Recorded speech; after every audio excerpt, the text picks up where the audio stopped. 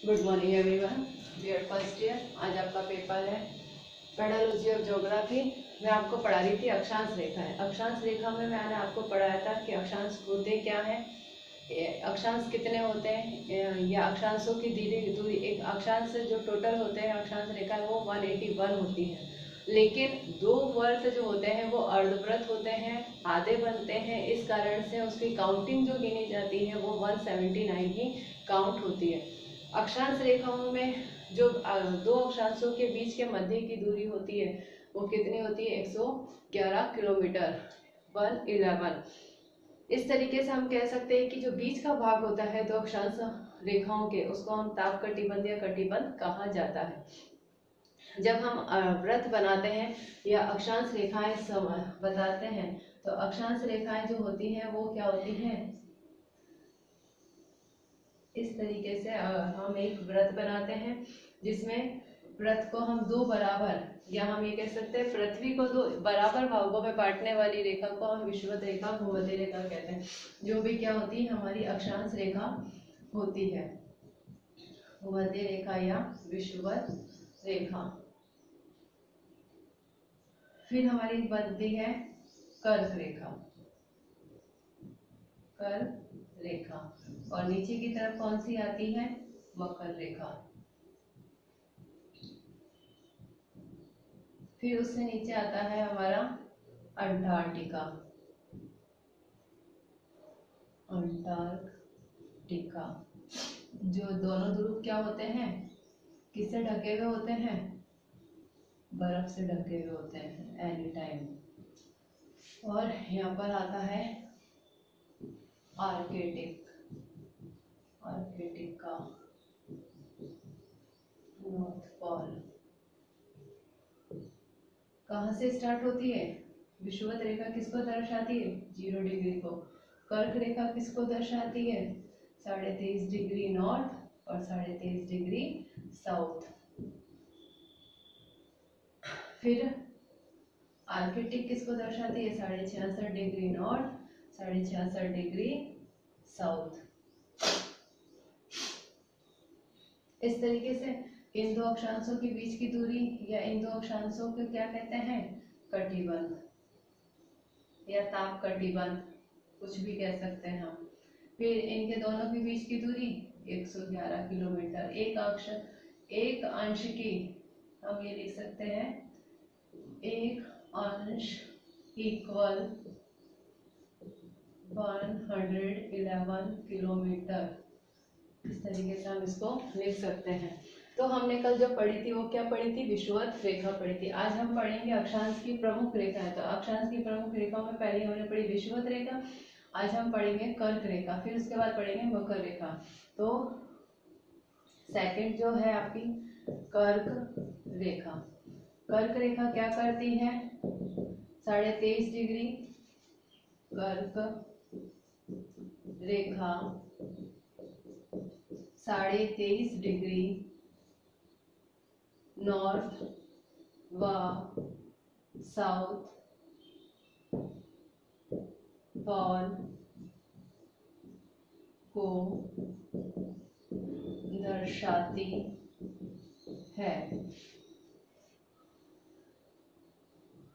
कर्क रेखा, कर्क रेखा भारत के 8 राज्यों से होकर गुजरती है।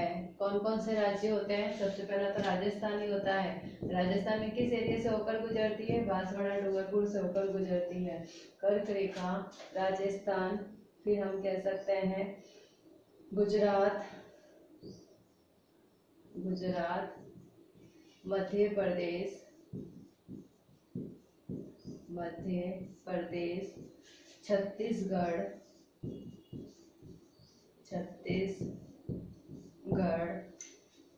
झारखंड, पश्चिमी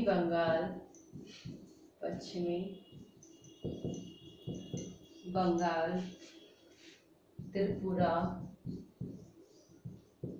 त्रिपुरा व मिजोरम मतलब 8 भारत के जो 8 राज्य हैं, राजस्थान, गुजरात, मध्य प्रदेश, छत्तीसगढ़, झारखंड, पश्चिम बंगाल, त्रिपुरा और मिजोरम, इन 8 राज्यों से होकर क्या करती है, कर्क रेखा गुजरती है। कर्क रेखा माही नदी या अरब सागरीय अपवाह में 2 बार माही नदी को 2 बार काटती है। क्या करती है? कर्क रेखा अरब सागरीय अपवाह माही नदी अब कहाँ आती है? राजस्थान में 2 बार काटती है। क्योंकि 2 बार कैसे काटेगी? जब ये निकलती है तो राजस्थान में ये बांसवाड़ा डूंगरपुर जिले से होकर निकलती है और वहाँ पर ही क्या पड़ती है? माही नदी पड़ती है। वहाँ पर ये 2 बार जब अरब सागर में आती और जाती है तो ये 2 बार क्या करती है? कर्क रेखा उसको काटती है। फिर कर्क रेखा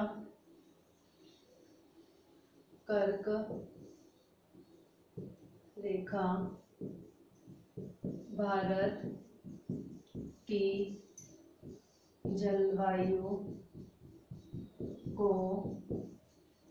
2 बराबर भागों में बांटती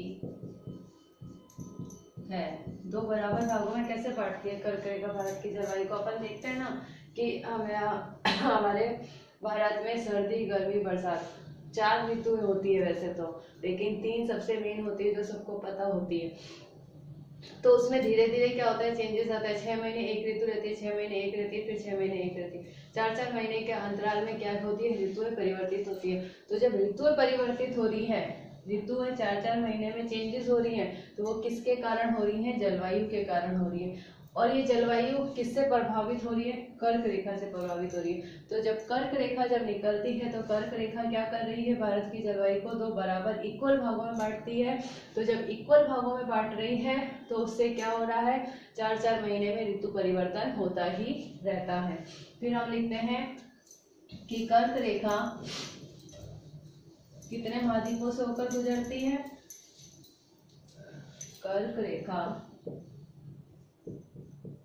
मतलब एक रेखा के गुजरने से भी, इस रेखा के गुजरने से भी बहुत इफेक्ट पड़ता है और इसका क्या क्या कार्य होता है वही बताया जा रहा है। कर्क रेखा एशिया से तो गुजर ही रही है, तभी तो भारत से गुजर रही है। एशिया, अफ्रीका तथा लैटिन अमेरिका से होकर गुजरती है। फिर है कर्क रेखा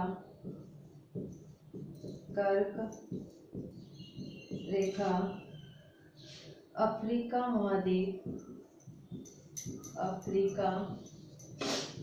महाद्वीप के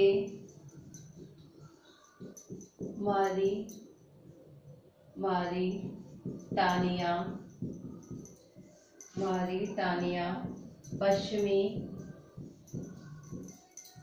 पश्चिमी सहारा, माली, अल्जीरिया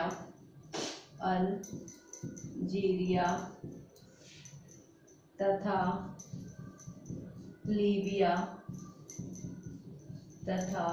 लीबिया देशों से गुजरती है। क्या क्या से गुजर रही है? अगर हम महाद्वीपों में देखें तो 3 महाद्वीपों से होकर गुजरती है, एशिया, अफ्रीका और लैटिन अमेरिका। ज़्यादा ये प्रभावित करती है कर्क रेखा अफ्रीका महाद्वीप को। अफ्रीका महाद्वीप के बहुत सारे देशों से होकर गुजरती है, मारिटानिया, पश्चिमी सहारा, माली, अल्जीरिया तथा लीबिया बहुत सारे देशों से होकर गुजरती है और सबसे ज़्यादा इफेक्ट भी यहीं पे ही करती है। तभी तो हम अफ्रीका में देखते हैं तो सूर्य की स्थिति क्या होती है, बहुत ज़्यादा सीधी पड़ती है, जिसके कारण पे वहाँ पर ताप भी बहुत ज़्यादा पड़ता है। दक्षिणी अफ्रीका की तरफ तो बहुत ज़्यादा स्थिति सूर्य की स्थिति के सीधे पड़ने के कारण, नवत पड़ने के कारण वहाँ पर क्या होती है, गर्मी ज़्यादा होती है। दक्षिणी अफ्रीका के जंगलों में भी हम इस स्थिति को देख सकते हैं। तो ये किसके कारण है, इस कर्क रेखा के ही कारण है। दूसरी आती है मकर रेखा। कर्क रेखा आती है नॉर्थ पोल में और मकर रेखा आती है साउथ पोल में। ये ध्यान रखना, कर्क रेखा आती है उत्तरी गोलार्ध में और मकर रेखा आती है दक्षिणी गोलार्ध में। तो तीसरी आती है मकर रेखा। एक रेखा का भी बहुत इफेक्ट पड़ता है हमारी पृथ्वी के ऊपर। इससे हमारी पृथ्वी क्या हो रही है, प्रभावित हो रही है, जलवायु परिवर्तन हो रहा है। मकर रेखा के लिए हम लिखेंगे विषुवत रेखा से दक्षिण की 23.5 डिग्री कोणीय दूरी को दर्शाती है। दोनों एक समान दूरी को दर्शा रही है। ये भी 23.5 डिग्री नॉर्थ को दर्शाती है, ये 23.5 डिग्री साउथ को दर्शाती है। फिर हम लिखेंगे मकर रेखा। मकर रेखा कभी भी एशिया महाद्वीप से होकर नहीं गुजरती, क्योंकि एशिया महाद्वीप से तो क्या होकर गुजर रही है, कर्क रेखा होकर गुजर रही है। और जब एशिया महाद्वीप इस तरफ आ गया तो इसके नीचे की तरफ से एशिया महाद्वीप आ ही नहीं सकता है। तो मकर रेखा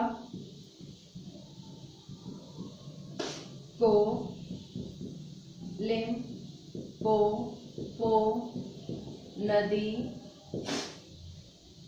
नदी मोजा, ये नदी कहाँ का पड़ती है, मोजाविक,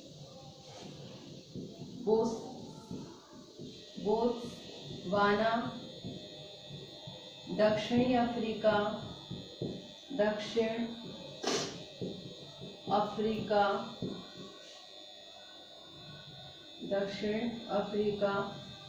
2 बार काटती है, मतलब आती भी और वहां से निकलती भी है, 2 बार काटेगी इन तीनों चारों चीजों को, लिम्पोपो नदी को, मोजाविक, बोत्सवाना, दक्षिणी अफ्रीका को।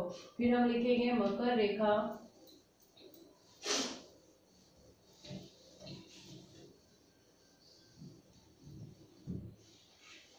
रेखा किस तरफ पड़ेगी, अभी है ऑस्ट्रेलिया महाद्वीप की तरफ ही पड़ेगी। मकर रेखा ऑस्ट्रेलिया, क्योंकि नीचे की तरफ पड़ रही है, ऑस्ट्रेलिया, अफ्रीका तथा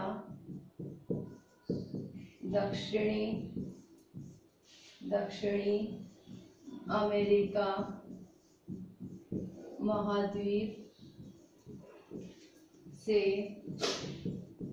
गुजरती है। महाद्वीपों में कर्क रेखा तो किससे गुजर रही थी, एशिया, अफ्रीका और अमेरिका महाद्वीपों से। और ये जो गुजर रही है वो कहाँ से गुजर रही है, ऑस्ट्रेलिया, अफ्रीका और दक्षिणी अमेरिका से। फिर हम इसके लिए एक चीज और लिखेंगे, मकर रेखा ऑस्ट्रेलिया महाद्वीप के मध्य में मैकडोनल पर्वत श्रेणी से गुजरती है। और दक्षिणी अफ्रीका में सबसे ज्यादा किसको प्रभावित करती है, अर्जेंटीना को और ब्राजील को। मकर रेखा ब्राजील व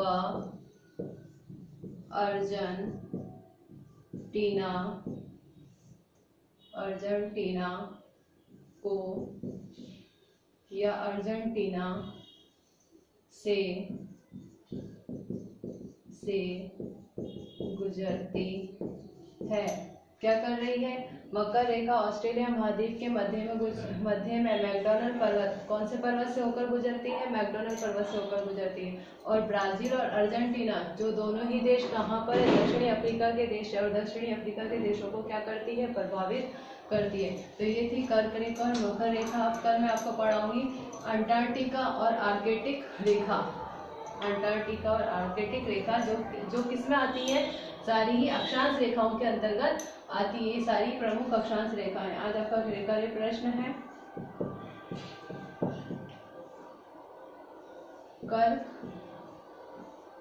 कर्क व मकर रेखाओं में अंतर स्पष्ट कीजिए। चित्र सहित। क्या करना है आपको? कर्क और मकर रेखाओं में अंतर स्पष्ट करना है चित्र सहित। ये आपका गृहकार्य प्रश्न है। घर पे रहिए, सुरक्षित रहिए। जब भी घर से बाहर जाए मास्क लगा के। Thank you.